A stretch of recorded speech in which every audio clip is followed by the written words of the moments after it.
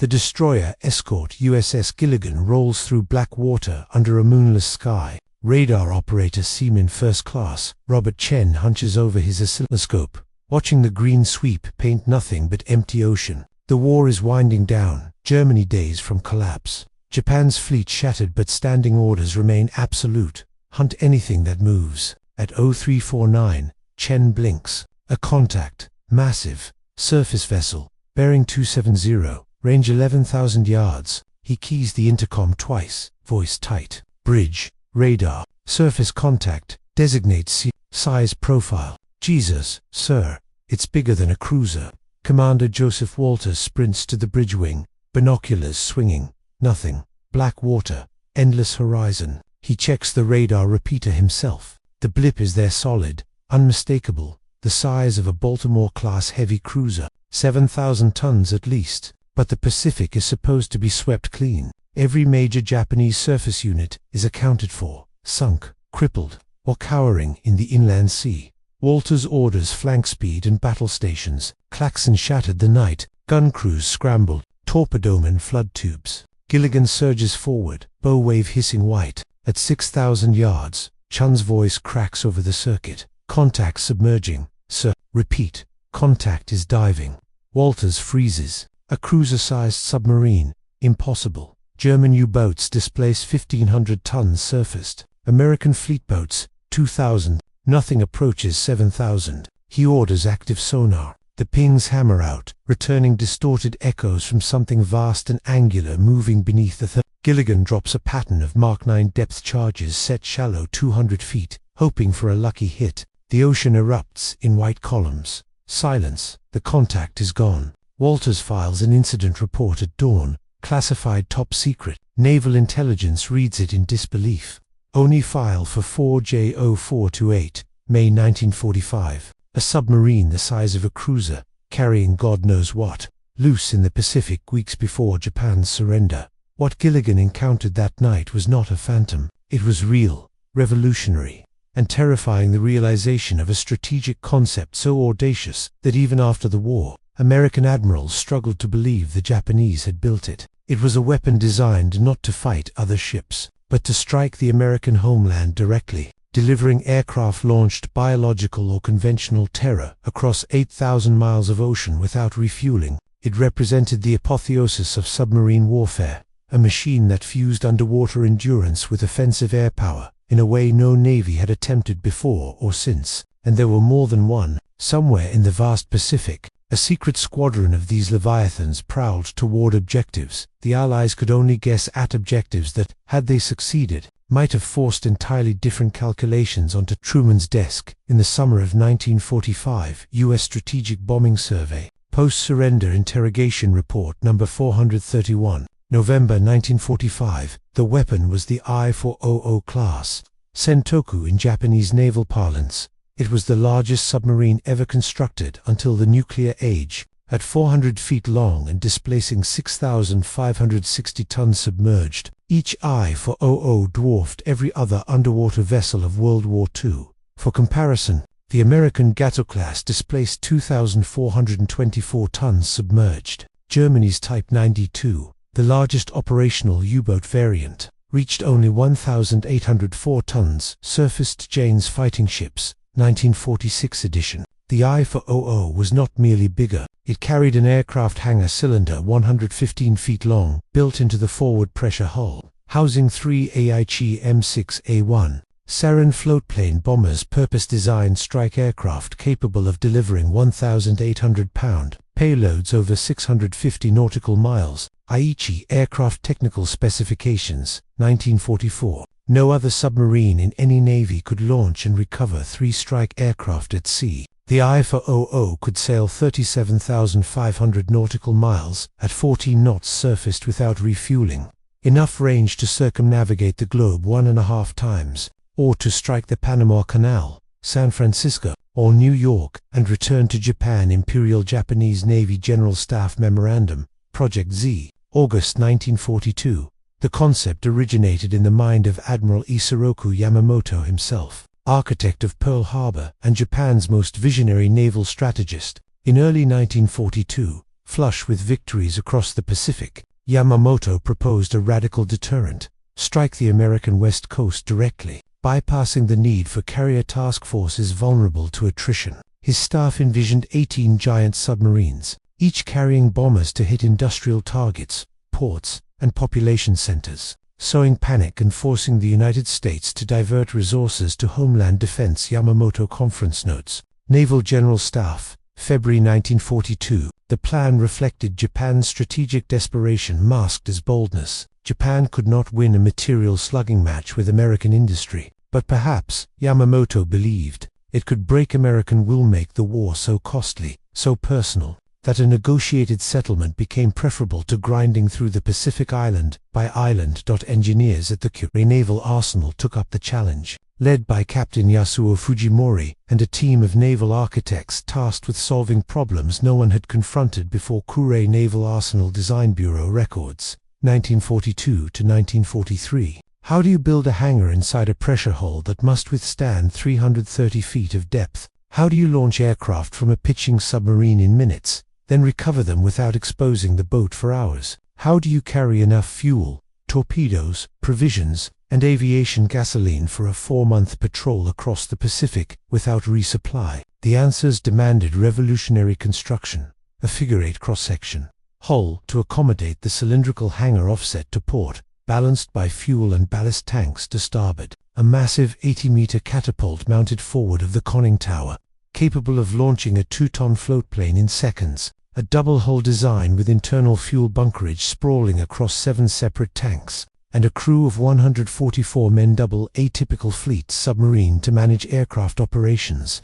maintenance, and combat systems, simultaneously. Technical manual, 1 to 400 class, Imperial Japanese Navy, 1945. Construction began in secrecy at Kure and Sasebo in 1943. Yamamoto did not live to see them completed. He was ambushed and killed over Bougainville in April 1943. His vision left 2 successors less imaginative and more desperate. By mid-1944, with Japan's perimeter collapsing and resources strangled by American submarines, the program was cut from 18 boats to 5, then 3 operational hulls: I-400, I-401, and I-402. Naval General Staff Directive, June 1944. They commissioned between December 1944 and July 1945, too late to alter the war's trajectory, but early enough to haunt Allied intelligence, because no one in Washington, Pearl Harbor, or Guam knew what they were truly designed to do. Intercepted radio traffic hinted at special attack submarines and aviation cruisers, but details were fragmentary, sources unreliable. When I-400 put to sea in January 1945 for trials, American codebreakers logged references to Project Z and Operation Cherry Blossoms at night, but could not decipher the operational parameters. MAGIC decrypt summary. January-April 1945, only in the final weeks of the war, as I-400 and I-401 sorted on their first and only combat mission, did the Allies begin to grasp what they faced, and by then, the Ghost Fleet was already at sea, running silent toward targets unknown, carrying enough destruction in their hangars to kill thousands and terrorize millions. What were they truly after, and why did the US Navy classify every detail of their capture for a decade after the war ended? The answer lay in a hangar the size of a railway car, sealed inside a pressure hull strong enough to crush a man's ribs in seconds if the welds failed. Inside that cylindrical steel chamber, 3 Aichi M6A1 Seiran aircraft sat folded like origami, wings pinned tight against fuselage, tail assemblies rotated horizontal, pontoon floats detached and stowed. Each bomber measured 38 feet long, fully assembled, but in stowed configuration they packed into a space barely 12 feet wide. Aichi Aircraft Company Production Manual, M6A1 Seiran, 1944. This was not improvisation. Every hinge, every locking pin, every hydraulic actuator had been engineered to enable one impossible feat: launch 3 armed bombers from a submerged submarine within 30 minutes of surfacing, in total radio silence, in any ocean on Earth. The process began at periscope depth. The I-400's commander would scan the horizon through the attack periscope for 15 minutes, verifying no enemy aircraft, no surface contacts, no radar emissions. Satisfied, he would blow ballast and surface at dawn or dusk twilight hours, when visibility favored the submarine and hindered enemy patrol planes. The instant the conning tower broke the surface, the aviation deck crew burst from the forward hatch onto the casing. 12 men in life vests, moving with practiced choreography honed through 60 drills off the Japanese coast. They unbolted the hangar door, a massive curved hatch, 3.5 meters in diameter, and swung it open on oiled hinges. Inside, the Seirans waited in darkness, reeking of aviation, gasoline, and hydraulic fluid. I-400 Operations Manual. Section 7. Aircraft Launch Procedures. 1945. The lead aircraft rolled forward on a telescoping dolly, pushed by 8 sailors straining against 2 tons of airframe and ordnance. They manhandled it onto the 85-foot compressed air catapult. A steel rail mounted along the foredeck, angled 5 degrees upward, while mechanics locked a fuselage to the catapult shuttle.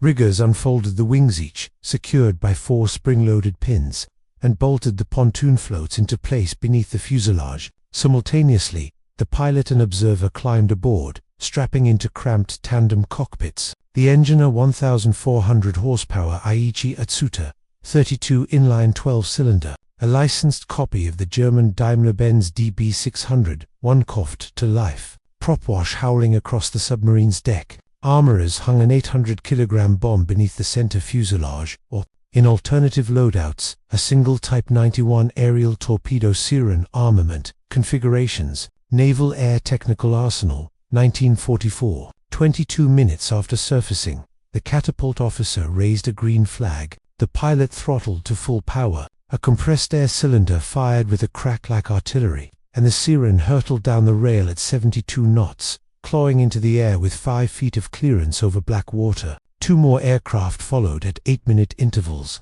By the 45th minute, all 3 bombers were airborne, and I-400 was diving, vanishing beneath the surface before enemy radar could fix her position. No other navy had cracked this problem. The British M2 submarine of the 1920s carried a single biplane in a hangar, but required a crane for launch. Low, conspicuous, operationally useless. Royal Navy Experimental Submarine Report, HMSM2, 1928. The French Surcouf mounted a hangar for a small floatplane, but could not launch under combat conditions and served primarily for reconnaissance. Marine National Technical Summary, 1934. American fleet submarines occasionally carried disassembled floatplanes in deck cylinders for scouting, but these were fragile, unarmed observation aircraft that took hours to assemble and could not carry ordnance. The I-400 was the first submarine designed from the keel up to function as a submersible aircraft carrier, optimized not for reconnaissance but for offensive strikes against land targets.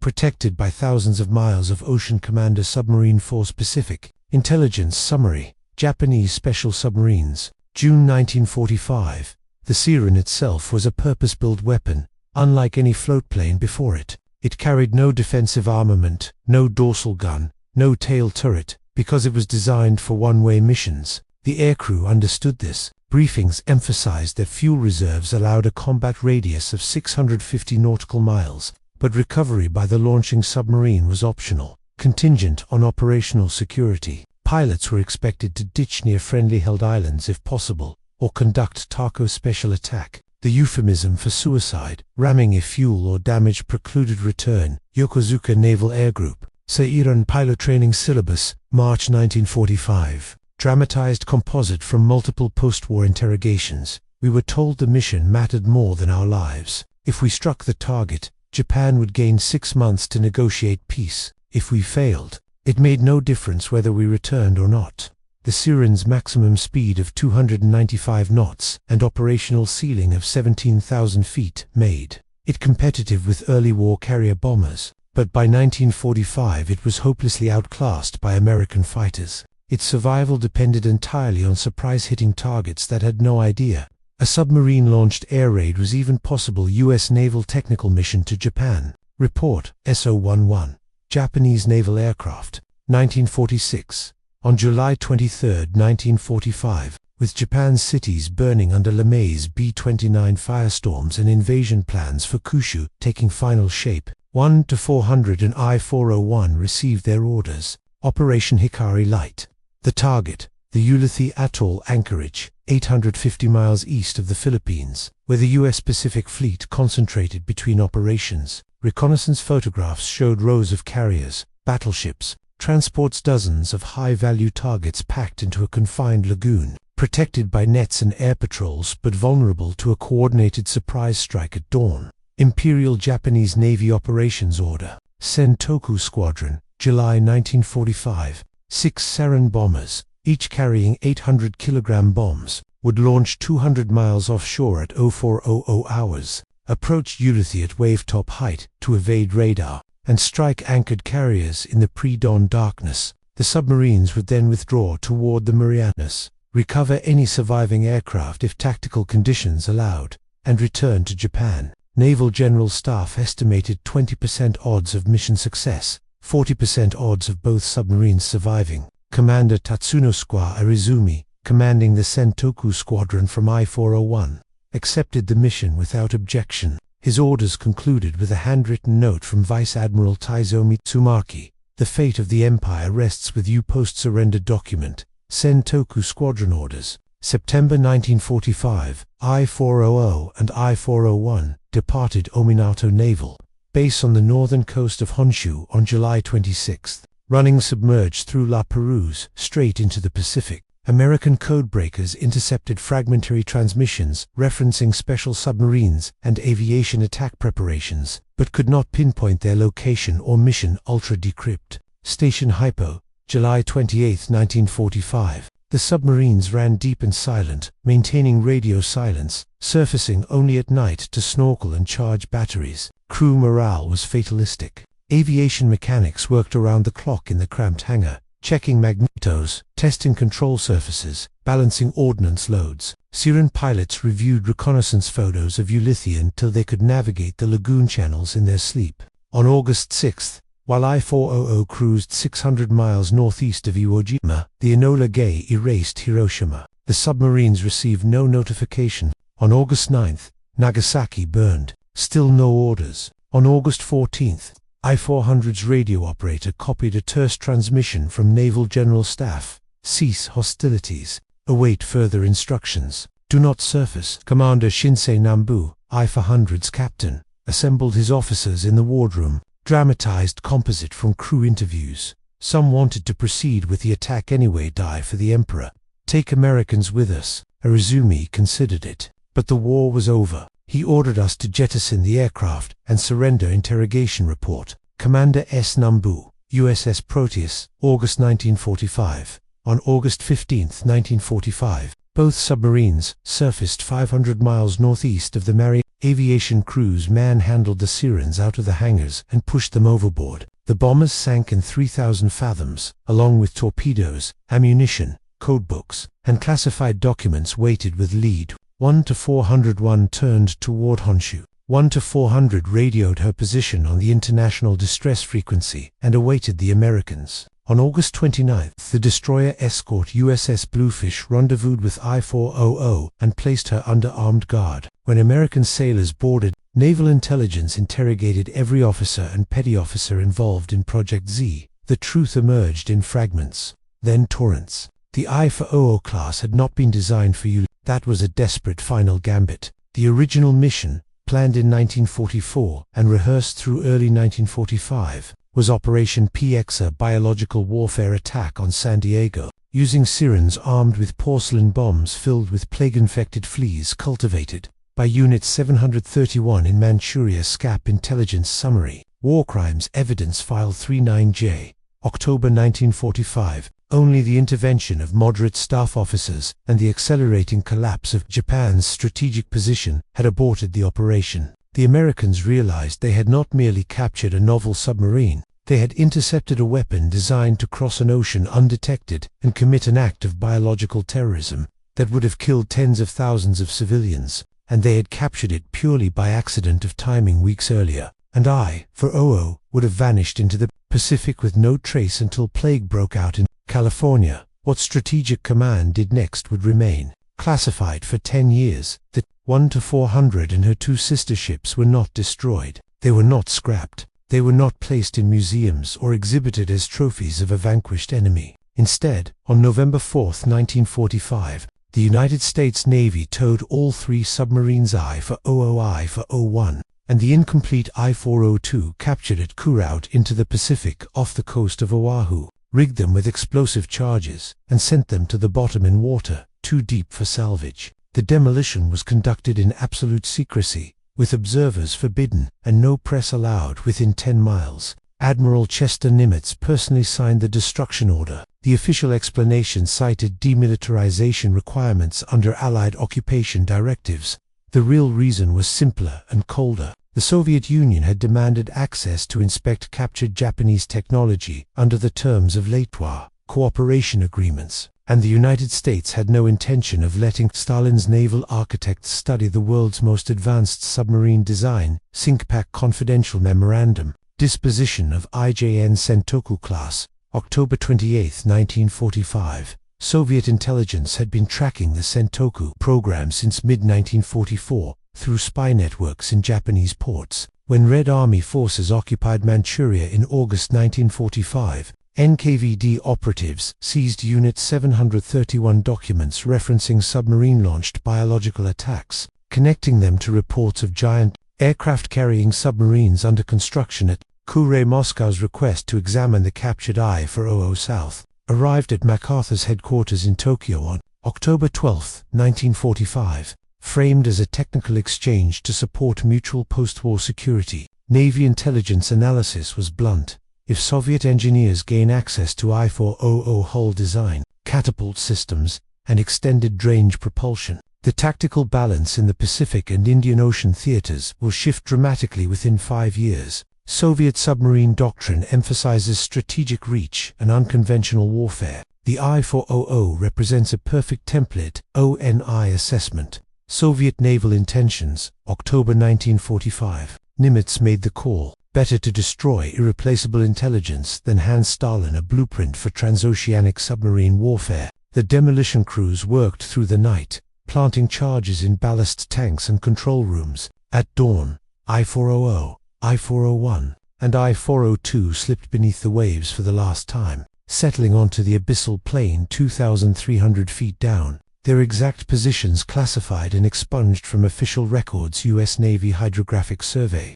Redacted charts Section 14K, 1946. The wrecks remained lost until 2005, when a University of Hawaii deep-sea expedition stumbled across I-401's corroded hull using side-scan sonar. Her hangar door still visible, frozen open in the darkness. Hawaii Undersea Research Laboratory. Expedition Report, WHO 523, August 2005. But before they were destroyed, the I-400s were studied with an intensity bordering on obsession. Teams of engineers from Electric Boat Company, Mare Island Naval Shipyard, and the Navy's Bureau of Ships spent 6 weeks in October and November 1945 crawling through every compartment, measuring every weld, photographing every valve and control system. They tested the catapult mechanism, cycled the hangar doors, analyzed the diesel-electric propulsion plant, and calculated fuel efficiency at various speeds and depths. What they learned reshaped American submarine design for the next decade.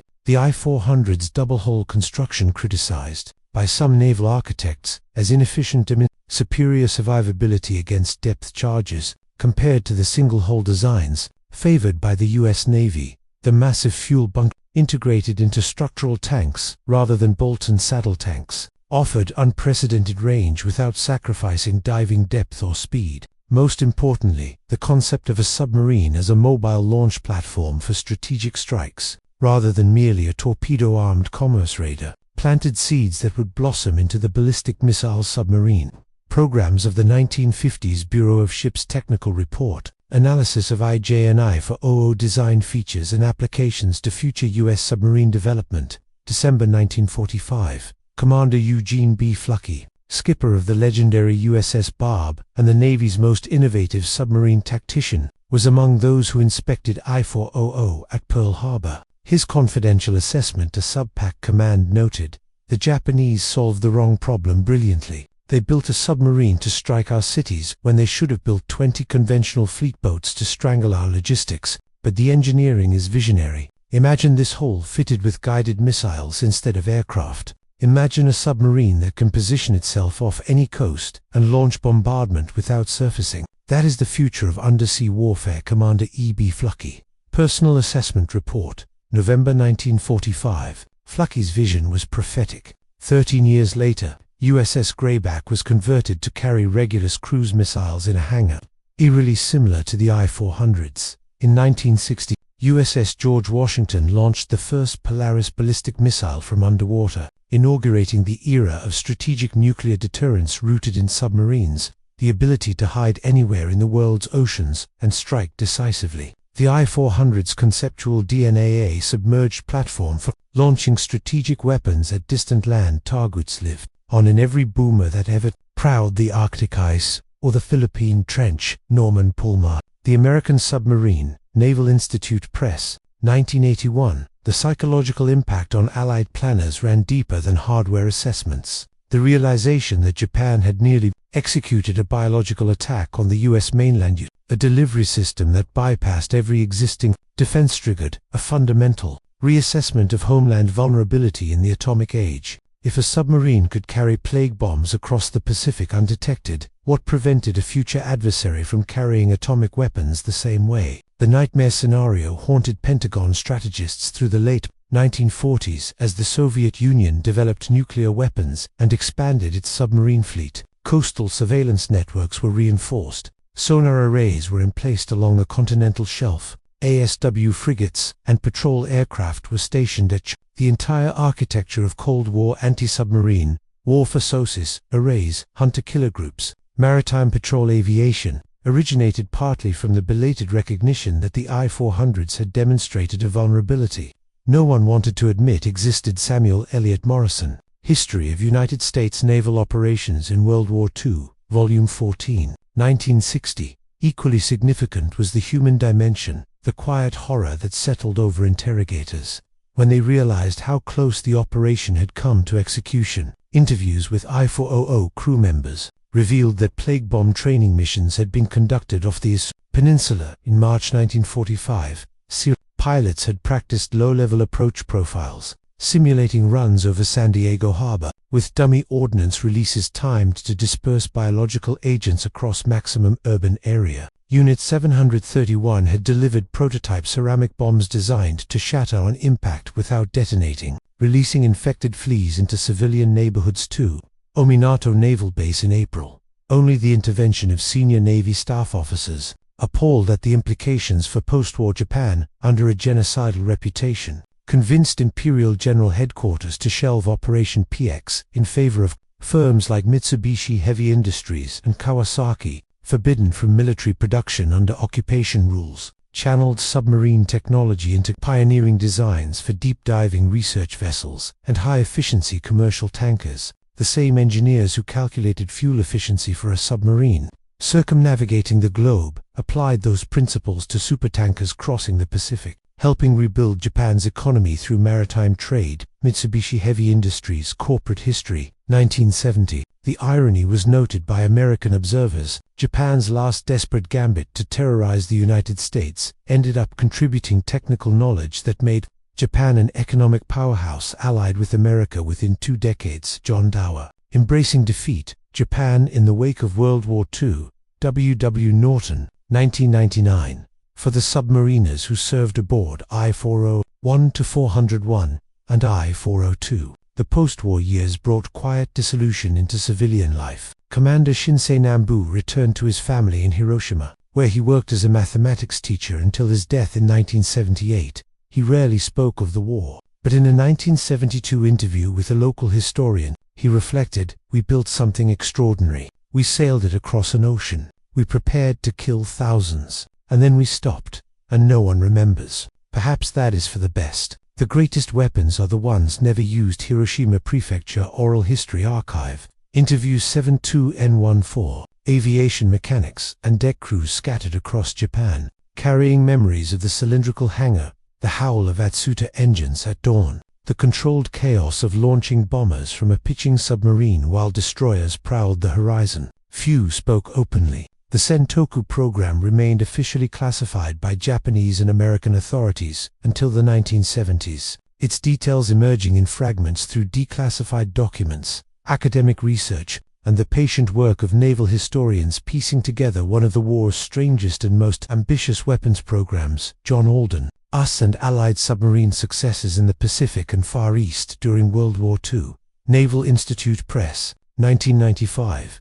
The I-400 class represented the high-water mark of Japan's technological ingenuity under strategic desperation, proof that innovation flourishes under pressure but cannot substitute for industrial capacity or sound strategy. Japan built 3 submarine aircraft carriers when it needed 300 conventional attack submarines to contest American logistics. It engineered a weapon to strike San Francisco when it should have prioritized defending the Marianas. The Sen Toku boats were masterpieces of engineering applied to a flawed operational concept, arriving too late and in too few numbers to alter the arc of a war already lost. Yet they compelled respect, even from adversaries. Admiral Arleigh Burke, who commanded destroyer squadrons against Japanese submarines throughout the Pacific Campaign, wrote in his memoirs, "The I-400 was the kind of weapon that makes you grateful you faced it at the end of a war, not the beginning." If Japan had possessed 10 of them in 1942, our entire defensive posture along the west coast would have required rethinking. Admiral Arleigh Burke,